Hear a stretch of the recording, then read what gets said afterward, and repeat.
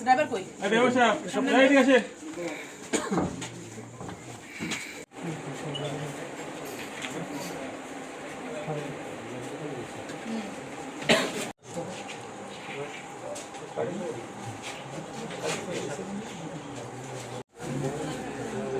আমরা কিন্তু পদ্মা থেকে কথা বলে খোঁজ নিয়েছি যে এটা আপনার যাওয়ার কথা ছিল কোনো এক লঞ্চ মালিকের।